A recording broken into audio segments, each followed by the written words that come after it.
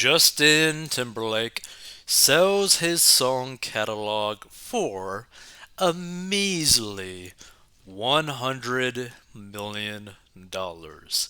So singer Justin Timberlake became the latest artist to cash out his song catalog, selling the rights to such hits as Sexy Back and Cry Me a River to a London based music investment company backed by private equity firm Blackstone.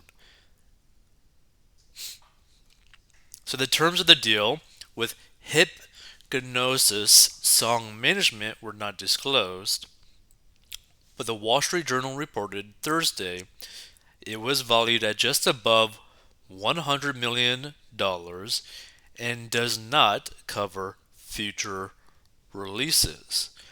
And look, I gotta be frank, doing something like this, depending on the terms of the deal, is an extremely smart thing to do, especially if it doesn't cover any future releases, right? Because you're basically saying, like, hey, here's a lottery ticket for things that you did in the past, and it's a massive lottery win, which, by the way, if you literally just put it into like a very basic S&P 500 index fund, practically every 10 years, the $100 million will end up doubling, right? So 100 million will turn into 200 million, 200 million will turn into 400 million, 400 million turn into 800 million, and so on and so on and so on, meaning he could easily have this fund put into a trust and literally turn himself and his family and any of his descendants, if he were to ever have descendants and all that kind of stuff and whatnot, into multi generational billionaires without really having to do anything, right? Like, ask yourself this if you stumble upon this episode. Would you sell all of the work that you've done in your past for $100 million? Ask yourself that. Would you? A lot of people will say yes. Pretty much everyone will say yes, right? I mean, it's just a crazy amount of money. It can set people up in very good ways. Not only that, if he needed the money, that cash infusion, he could immediately put it into whatever it is that he might need the cash for. Like, let's say that he needed like 10, 20, 30 million, whatever, in cash, in liquid cash, to be able to go on like a certain deal that has the potential of making him hundreds of millions of dollars, right? In a very quick amount of years, right? Let's see. So Timberlake, 41, turns over full ownership and control to some 200 songs he wrote or co-wrote, spanning his career as a frontman for boy band and sync, as a solo artist, and for movie soundtracks.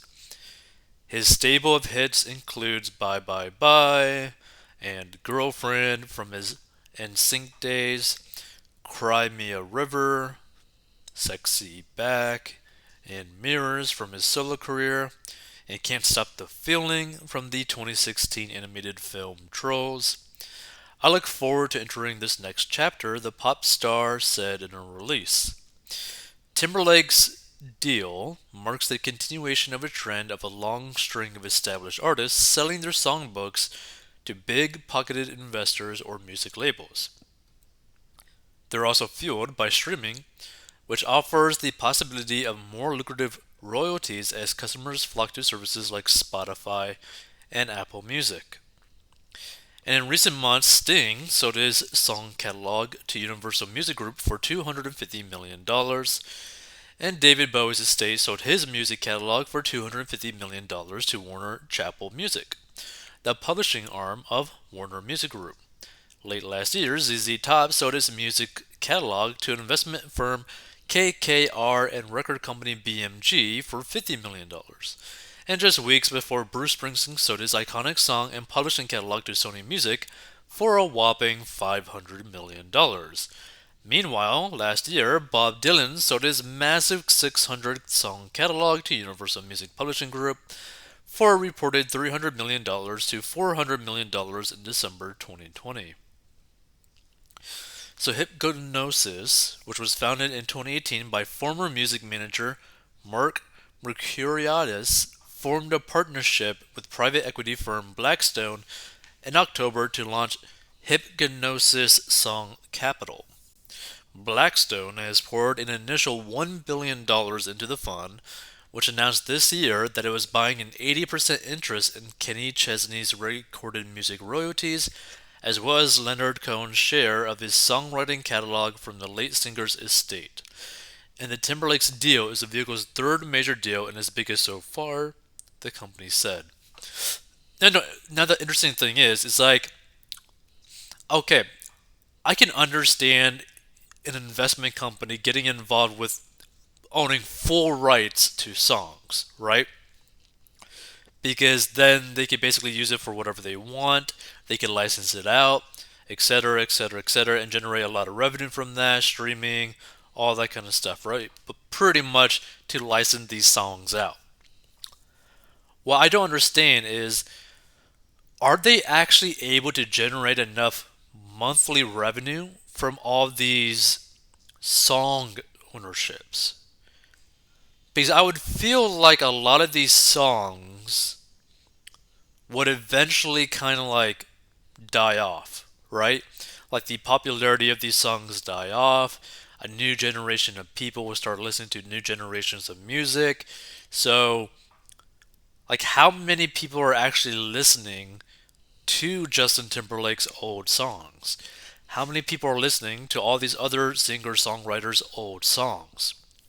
Like, is it really high enough to justify these massive price points? Like, what are they doing to actually generate the revenue to even remotely justify these prices? Like, I mean, think about it, right? $250 million for David Bowie music, right? ZZ Top for like 50 million, Bruce Springsteen 500 million, Bob Dylan 300 million. Like, seriously, are they making anywhere close to any of these numbers from any of these ownerships of these songs, right? Of these catalogs? Because I personally don't think that they're making enough money to really do it unless there's some like crazy part of the music industry business that they're just making infinite money in a sense. I mean, they might be doing it for like a cash flow perspective, but I just don't understand spending so much money on old music that less and less and less people will listen to over time, right? Like, it just seems really odd. Now, there are some songs out there that might last forever, right? We're talking probably like the Beatles or something. But you also got to think about it too, right? Like, there's different like categories of music. There's pop, there's rap, there's rock, there's country, right? So there's also songs that are limited by the category that they're actually in. So I like it. It's like this amount of money just doesn't make any sense to me, right? Because why would you pay such a high amount of money for old products? Like, that doesn't really make any sense, right? Especially products that like people have like an increasingly less interest in their music over time. Like, I mean, how many younger generation people do you know that actually bring up old songs from these artists? Probably none.